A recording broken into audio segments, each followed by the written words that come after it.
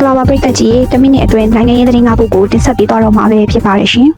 ပထမအဆုံးသတင်းတစ်ပုဒ်ကတော့ဗင်နီဇွဲလားနိုင်ငံမှလာရောက်တည်ဟုယုံကြည်သောတင်မောဖြင့်မူရစ်ဆေးဝါးပို့ဆောင်မှုအလုံးအားအမေရိကန်နိုင်ငံဘက်ကမကြမီစတင်ပိတ်ဆို့တော်မူဖြစ်ကြောင်းသမ္မတဒေါ်နယ်ထရန့်ကပြောကြားလိုက်တဲ့ဆိုတဲ့သတင်းပဲဖြစ်ပါတယ်ရှင်။ဒါအပြင်အမေရိကန်နိုင်ငံအနေဖြင့်မူရစ်ဆေးဝါးမှောင်ခိုတင်သွင်းမှုများအားရပ်တန့်ရန်အတွက်အားကောင်းသောအရေးယူမှုများပြုလုပ်သွားမယ်လို့လည်းကတိပေးပြောကြားခဲ့ပါသေးတယ်ရှင်။ဒုတိယသတင်းတစ်ပုဒ်ကတော့အိမ်ဖြူတော်အနီးရှိနိုင်ငံကာကွယ်ရေးအဆောက်စစ်သားများကိုဘာကြောင့်တိုက်ခိုက်ပစ်ခတ်ခဲ့တဲ့ဆိုတဲ့အကြောင်းရင်းများကို FBI ဘက်ကရှာဖွေနေတယ်ဆိုတဲ့သတင်းပဲဖြစ်ပါတယ်ရှင်။ထိုတိုက်ခိုက်မှုကြောင့်ဝါရှင်တန် DC တွင်လုံခြုံရေးများတိုးချဲ့ချထားလျက်ရှိနေပါတယ်ရှင်။တတိယသတင်းတစ်ပုဒ်ကတော့သမ္မတဒေါ်နယ်ထရန့်ကဂျပန်နိုင်ငံဝန်ကြီးချုပ်အားတရုတ်နိုင်ငံနှင့်ပဋိပက္ခအားပိုမိုဆိုးရွားအောင်မပြုလုပ်ရန်အတွက်ပြောကြားခဲ့ကြောင်းသတင်းအရင်းမြစ်များမှသိရတယ်ဆိုတဲ့သတင်းပဲဖြစ်ပါတယ်ရှင်။နှစ်နိုင်ငံကြားတင်းမာမှုများမြင့်တက်နေချိန်တွင်ပြန်လည်မတုံ့ပြန်ရန်အတွက်တိုက်တွန်းခဲ့တာပဲဖြစ်ပါတယ်ရှင်။နောက်ထပ်သတင်းတစ်ပုဒ်ကတော့အမေရိကန်နိုင်ငံတွင်ကြောင်းတက်ခဲ့သောဝန်ကြီးအားဒုကာကွယ်ရေးဝန်ကြီးချုပ်အဖြစ်ထိုင်ဝမ်နိုင်ငံကခန့်အပ်ဆိုတဲ့သတင်းပဲဖြစ်ပါတယ်ရှင်။ယခုလိုပြုလုပ်ခဲ့တာဟာတရုတ်နိုင်ငံနှင့်တင်းမာမှုများမြင့်တက်နေချိန်မှာ၎င်းတို့ထိုင်ဝမ်နိုင်ငံ၏စစ်တပ်အားပြန်လည်ပြင်ဆင်ဖွဲ့စည်းရန်ထိုင်ဝမ်နိုင်ငံဘက်ကစ조사အထောက်မှုလို့ပြသလျက်ရှိနေပါတယ်ရှင်။နောက်ဆုံးသတင်းတစ်ပုဒ်ကတော့ဖွံ့ဖြိုးဆဲနိုင်ငံအများစုမှရွှေ့ပြောင်းလာရောက်နေထိုင်ခြင်းများကိုအမေရိကန်နိုင်ငံအနေဖြင့်လုံးဝဝင်ခွင့်မပေးတော့ကြောင်းသမ္မတဒေါ်နယ်ထရန့်ကပြောကြားလိုက်တဲ့ဆိုတဲ့သတင်းပဲဖြစ်ပါတယ်ရှင်။ဒါဟာအမေရိကန်သမိုင်းတစ်လျှောက်လူဝင်မှုကြီးကြပ်ရေး policy တွင်ကြီးမားသောအပြောင်းအလဲကြီးပဲဖြစ်ပါတယ်ရှင်။အဆုံးထိကြည့်ရှုပေးခဲ့တဲ့အတွက်ကျေးဇူးတင်ပါတယ်ရှင်။